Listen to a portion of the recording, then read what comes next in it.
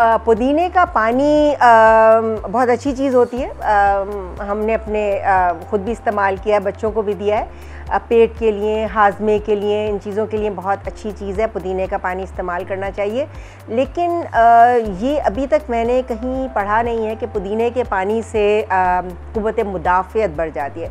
क़ुव्वत मुदाफ़ियत बढ़ती है आपकी बेहतर वाइटमिन्स खाने से, कैल्शियम से, विटामिन डी से, जिंक से, अच्छी सेहत अफ़ज़ा हरी सब्ज़ियाँ खाने से, गोश्त खाने से, दालें खाने से, और हो सकता है पुदीने से बढ़ती हो। लेकिन सिर्फ पुदीने का पानी पी लेने से क़ुव्वत मुदाफ़ियत बढ़ जाए, मेरा ख़्याल है इसको यकीन नहीं करना चाहिए। तो पुदीना का पानी ज़रूर पिए, लेकिन ये सोचकर मत पिए कि अगर आपने पुदीने का पानी पी लिया है तो आप किसी भी बीमारी से, और ख़ासकर कोरोना की बीमारी से बेहतर तौर पर लड़ सकेंगे।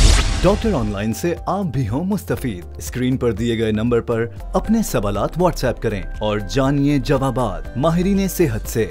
बोल का पैगाम, महफूज पाकिस्तान।